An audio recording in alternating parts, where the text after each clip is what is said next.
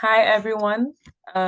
Big thank you to everyone who's listening right now, particularly because we are here to celebrate ANIF's fifth edition.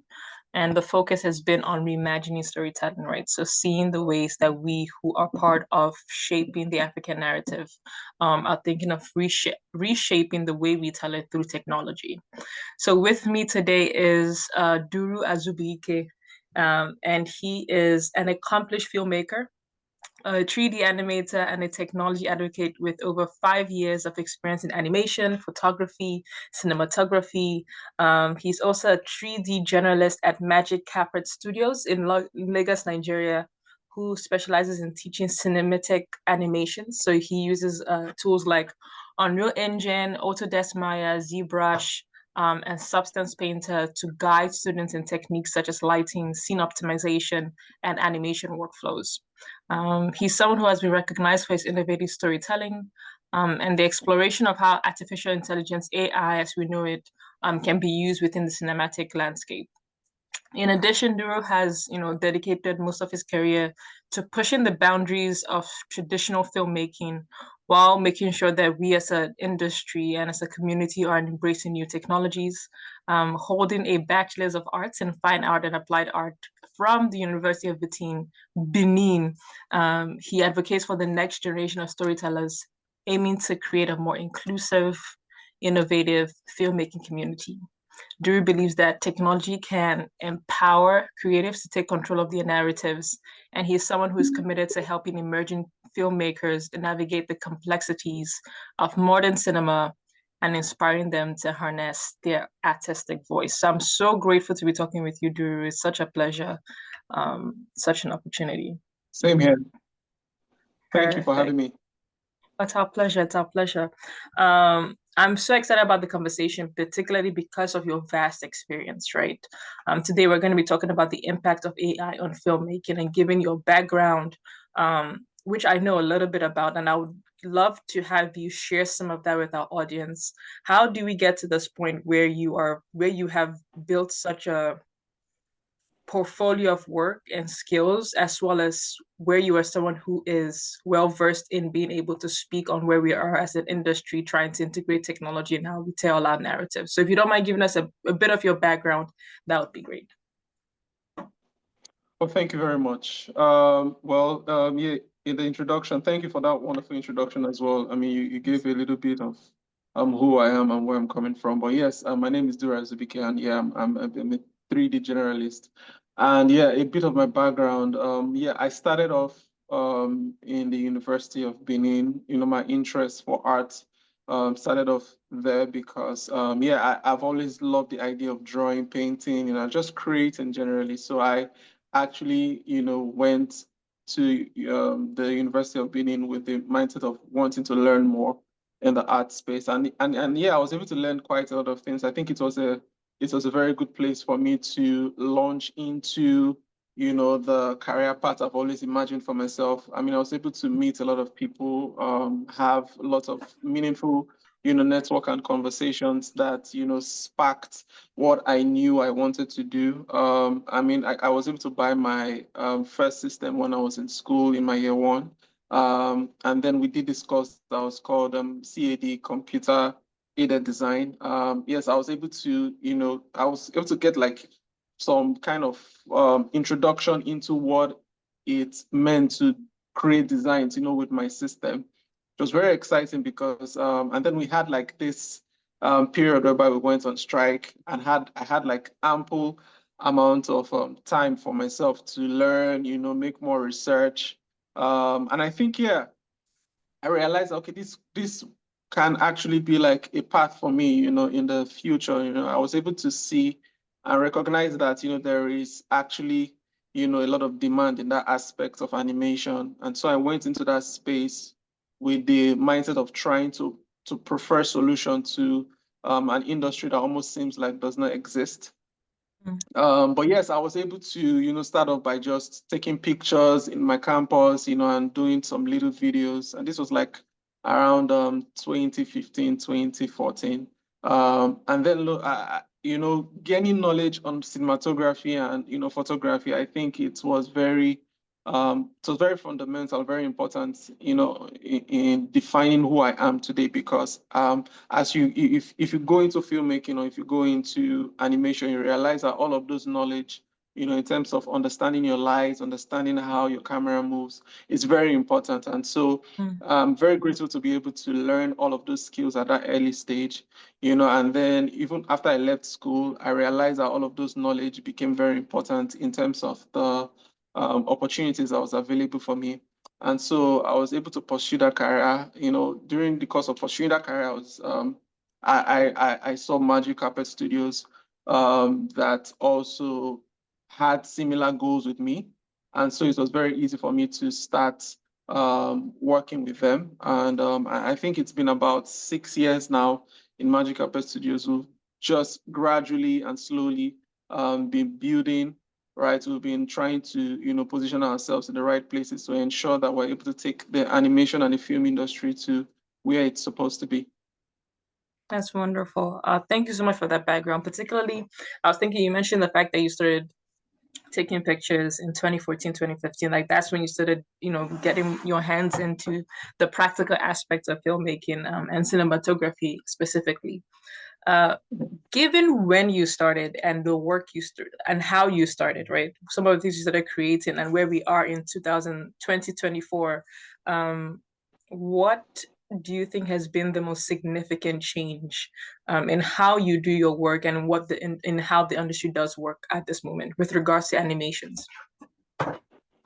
Okay, so in regards to animation, right, I think, then when I started, right, learning these tools for animation, there were a lot of outdated technologies, right? Well, then it was not outdated because it was what was in vogue then. And so I think learning was so difficult. There was one time I was trying to learn how to use the software Autodesk Maya, and I gave up. At that point, I told myself, no, I'm not doing this anymore. This thing is too difficult, because I was like, if you get into the tool, you get to see a lot of panels, a lot of plugins, a lot of things. I'm like, man, my brain can't handle this.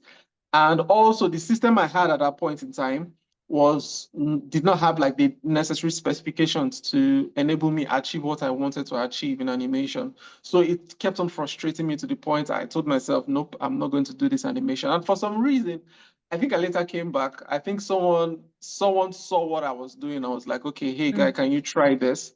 And I was like, okay, maybe let me just give it a shot. And then I was able to realize that, okay, maybe if I focus on just one thing, right, rather than looking at all of the potentials of the software, if I focus on one thing, maybe that would be a better way to grow and learn. And so I think that was what I did. But then in terms of the difference, right, a lot of people who are learning right now, I get to tell them that they are enjoying a lot because there has been, steady updates and improvements in these tools. And there's so many things. Like, for example, if you have to render out your project, it takes ages then, right? But now, you can render out your work within minutes, right? A lot of technologies have improved. Right now, you have like the GPU. Then we didn't have anything like GPU, right? So all of these things are like developments in the technological space that I feel is a huge difference in terms of how work was done then compared to now. That's great. I love how you mentioned the fact that you tell people who are learning now that they're enjoying because of the easier nature of things. Which brings me to the key focus of this conversation, which is artificial intelligence, right? So AI everywhere, Internet of Things, all the idea that we now have the technology that can make our lives way more easier because it can, to some degree, think for itself, create by itself without a lot of human input. How would you say this has shown up in your work? Like, how did you start? How did you start using AI? And where would you sort of like place it in terms of your workflow? The importance, like, how would you rate its importance in your workflow at this moment? So I think first of all, I think there is kind of like a misunderstanding of what AI is. I tell people that AI has already been existing for a long time, right? Perhaps what people call AI right now is supposed to be algorithm intelligence, which means it takes information from what is existing, and then it helps you do your work. But in terms of artificial intelligence, it's embedded in the software you use, in the things. Yeah, essentially the software you use, right? All of those things that the program gets to do for you by just imputing, certain commands. It's already AI, which has been existing for a while. But yes, I think, and by that, upgrade, for example, like I said initially, is already, something that I think is very important and something that is very, very key in terms of how I get to work, right? It's something that I get to benefit from. I had to see, the improvement in real time on how, my work or my processes has improved and has changed over time. And so, yes, getting to even see how much that has developed in 2024 right now, I think it's really beautiful, right? I think that there is a lot of potential, and I'm very excited to even be in a generation whereby, I get to, enjoy all of these benefits with artificial intelligence. Right. Well, how would you say this, not just in your work, but how would you say, at least in Nigeria right now and in Africa, what would you say has been the community effect of, you know, the increased use of artificial intelligence instead of like filmmaking, creating more art? What do you think, what have you noticed has been the effect of that within our community? Oh, yeah, so I think the effect has been good. So personally, I know about a lot of things, that we get to face in the Western region of Africa. And one of the major problems is the fact that, capacity has always been a problem in the animation space. And so the introduction of AI is so beautiful because it helps us in so many areas. It helps bridge the gap in places whereby we don't have the adequate amount of capacity to execute certain parts of our animation process. And so that's those, like, for example, now you have the aspect of concept development. You have lots of platforms right now that helps you develop certain concepts. This thing used to require us to pay a whole lot of money, right? Or spend a whole lot of time. But now, I mean, with just imputing certain prompts, you're able to generate and able to see your idea come to life at the pre-production stage. You even have like certain platforms now that help you with your storyboarding, which is a very important aspect of animation because you need to storyboard, you need to create that pre-production to be able to see the idea, right, at a very rough stage before you start implementing it. So I think in areas like this, it's been such a beautiful experience to see how it has helped us, even in the African animation industry, in just being able to fast track those processes and help us, Yeah. produce a more quality production. That's great. And I love how you mentioned the fact that there have been situations where you would have had to pay an exorbitant amount, right, to do something that you can otherwise now do with a simple tool by yourself. Um, I'm Yeah. very curious about the impact of. So let me start this way. So one of the things, years and years, if you've listened to, Chimamanda Adichie's TEDx, the idea of narratives, right, trying to control the narrative, trying to make sure that there are enough African voices um, in enough African voices to control and create the narrative of Africa, Nigeria, Ghana, all the different countries represented on the continent. But one of the restrictions of that has been like the ability for regular people to access or to do those things without using a lot of money, right? I do know that there's a lot of training that goes on at Magic Carpet Studios. So, in your opinion, one thing I'm curious about, what would you say has been what do you think the impact of AI in filmmaking has had on the regular person who probably has not had 10 years of experience like yourself, who, didn't start, getting into this thing in 2014, 2015? How would you say this introduction of this new tool, like how significant is it for them in your opinion? Yeah, I think it's very significant because it's for a start, it provides more opportunity for, people who want to tell stories, right? I think it's very significant in that case because, like I said, I remember years ago whereby I had colleagues, I had classmates that wanted to learn how to, animate, but they are not able to because of how difficult it was. Not just difficult in the technical aspect or the theoretical aspect, but difficult in terms of even getting like the right facilities. And so in a situation like this, whereby we have platforms that help, you know, that help you create certain things without having a big system, right? And it's accessible to everybody across the world. I think it's something that it's very important, right? It's something that is really helping a lot of the youths, a lot of people who really want to get into filmmaking, but they don't know how to. So I think in that aspect, it's something that we are gradually beginning to see a lot of people even come into the industry. For a long time, we're also trying to encourage people to see how they come into the industry because we believe we need more people. If you check, situations like maybe China, for example, one of the thing they have as an advantage is the fact that they have a lot of people in the animation industry that help with their capacity. As a studio, we've been trying to also see ways whereby we can encourage people.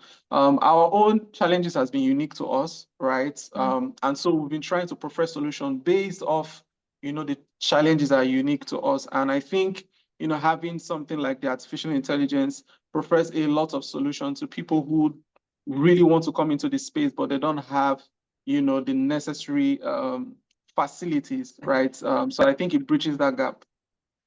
That's great. I had the opportunity to speak with somebody in Data Science Nigeria, so DSN, right? And they we spoke about how Magic Carpet Studio is actively trying to train people.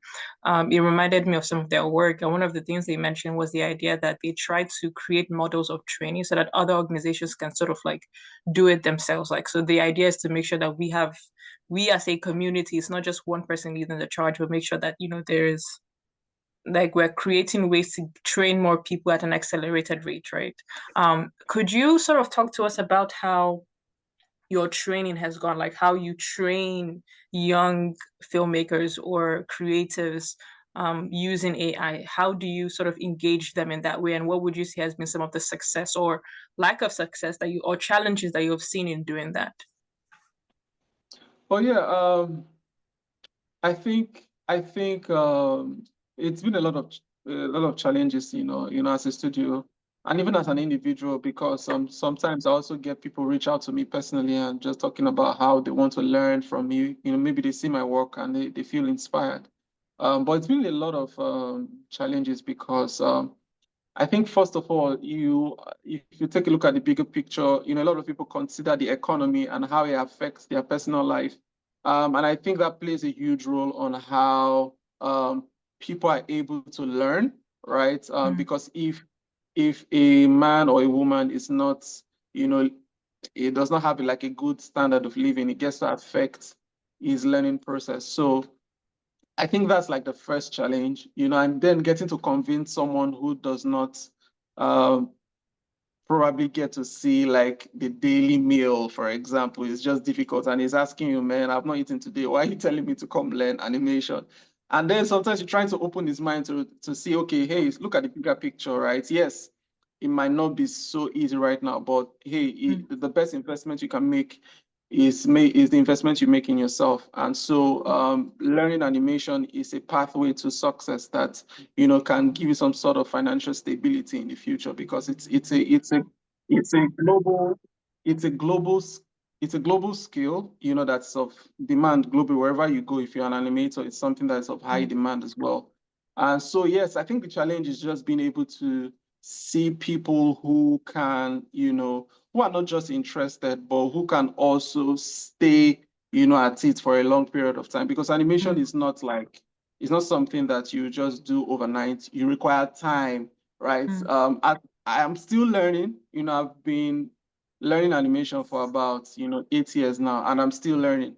And that just tells you that you don't stop learning in animation, you keep learning. And so it's difficult, right? First of all, convincing, a regular person in Nigeria that you need to stay for years before you can start getting a headwind animation. But I'm also very happy that it doesn't have to be that way anymore. I mean, like I said, with the invention of these new tools, you don't need to spend 8 years to learn animation anymore, right? You can literally just start from somewhere with all of the platforms that are available, right? You don't need to spend so much time, right? Even in terms of materials are very much available everywhere. If you go to YouTube, you get to see lots of these materials. You can start from somewhere. And so, yes, I think like regardless of the challenges, I'm very excited that, things are improving. It's no longer as difficult as it used to be anymore. That's great. When you were speaking, it made me think about, we had a conversation about the unique challenges, right? To like, and I think you've talked on the idea of economic everything, like just economic well-being, right? Is something that is a significant challenge to people who want to learn any skill, regardless of the industry, number one. Number two, one of the things I'm curious about is, so artificial intelligence is great. Like everybody knows ChatGPT now, Gemini, people can use it to write emails and things of that nature, right? Um, but when it comes to sort of like creating with those tools, would you say that we still have a significant financial barrier in that, or would you say that it's not as significant as it was when it did not exist? Does that make sense? Is that question clear enough? Oh. Yeah. I think, like, for example, I think one of the major barrier in learning maybe animation or even filmmaking, right, is the fact that the softwares are very expensive, very, very expensive. And most of these softwares are made outside the country. And so you have to pay maybe in dollars or in euros, which, I mean, if you get to convert it in Nigeria currency, you realize that how much am I making that I'm paying this much for a software? So yeah, that's like a major barrier. A lot of people just don't want to learn because they can't afford the software. So definitely in terms of how much these new platforms and these new tools are affordable, right? They are very affordable in terms of even their subscription. I think that plays also a huge role in how it has become even more accessible for everyone. And also based off my research, I can see that you can even like get some basic things done for free for most of these platforms. And perhaps maybe if you want to upgrade and do way more, you get charged like a certain amount of money, which I think is fair. And I think it's pretty encouraging for people from this region because I mean, of course, if you see someone who is interested, that person can easily get dissuaded if he sees a huge sum of money that, he has to pay for a software. So if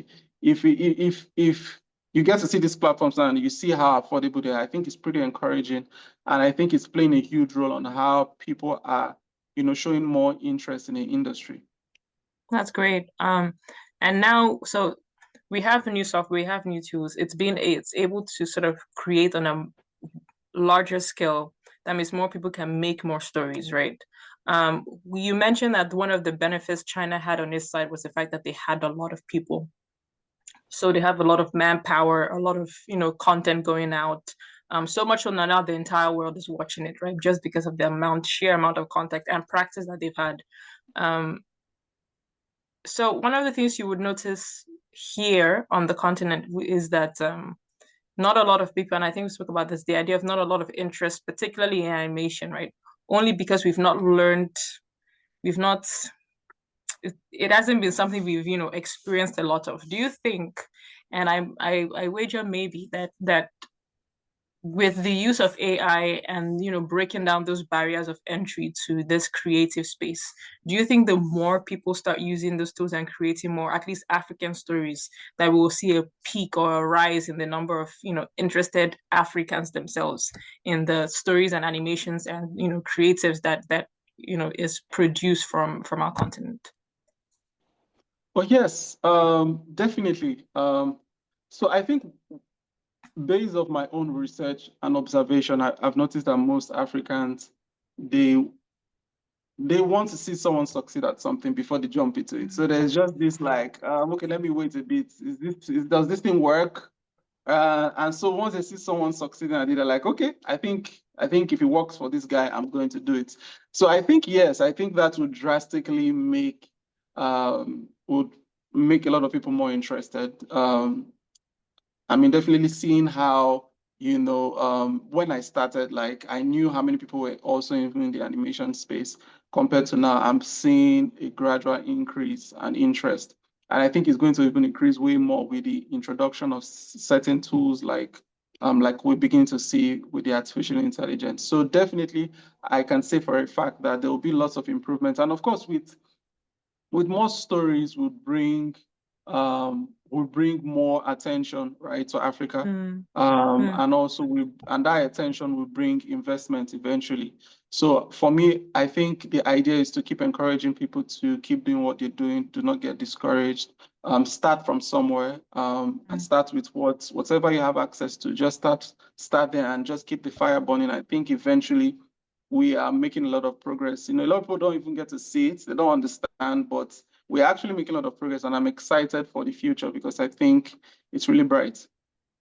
That's wonderful. And you just capped it off because my final question to you was going to be, what is one area of hope that you see for the filmmaking industry in Africa, particularly with the integration of technology? You touched on it, but if you could just spend just a little bit of time just telling me what is one hope, given where you've been, given the work you're doing now, one area of hope that you see for our continent with regards to the work in filmmaking. Yeah, I mean, for a long time, we've tried telling our own stories, right? I mean, throughout the existence of Nollywood, right? And it's been good, right? It's been very good. But I feel like there are still lots more stories that are yet to be told. Um, we are very grateful, I mean, for the likes of, like the Afrobeats in the entertainment industry. We gradually seen how the world is beginning to recognize, and not just Nigeria, but also Africa, right? And so I'm beginning to see that, the world is recognizing who we are, recognizing our true value. And I think that, if we continue at that, I believe that we are naturally very creative, we're naturally very unique, not just with our stories, but with even how we tend to create certain things. And I really believe that there is a lot of hope. There is a lot of things that we are yet to unlock within us. And through the use of storytelling and through the use of these tools that are very much existing now, I believe that, the sky is our starting point. I really, really believe that. I mean, I've had the privilege to be involved in a lot of conversation, and I can tell you for a fact that, the future, is rapidly changing for good for us, right? I mean, I started off a couple of years ago in Fiverr, whereby I just did some freelance. I used to, try and look for gigs here and there, on the site. I knew how much difficult it was then, right? Because of perhaps certain stigma or perception about, Africans or Nigerians. But I've seen that change over the course of years. And that is as a result of, not just content that we are putting out there, but people are beginning to realize, okay, these guys are way more than what they think, Africa is, right? And I really believe that if we are consistent at this, keep, changing the narrative by, telling our own stories, right? I believe that, things will eventually change for better, right? I also do not believe, as much as I think that the government has a huge role to play, I also believe that, a lot of the change that we want to see is highly dependent on what we can do. And if I'm a filmmaker and I have these tools like the artificial intelligence available to me, I will tell my story. I will try and implement those changes in the ways I can so that I can see the future that I want for myself and the people around me. That's wonderful, and I completely agree. Um, I think that the time has come for the continent in many different sectors, including filmmaking, where we are beginning to become more confident and become more intentional about what we create and how we gain control over it. So I think that's something I'm excited about. One more thing, if you could just tell us what is Legends of Bulan, what is happening there, and what can we expect from it? If you can, no one knows what it is. Anyone listening to this might not know exactly what Legends of Bulan. So tell us the scope. Okay. Legends of Bulan is a whole lot, right? But yeah, I would just try and like give a little brief of what it's about. Legends of Bulan is a love story to Africa. I mean, for a long time, we've wanted to create something that unifies us regardless of our differences.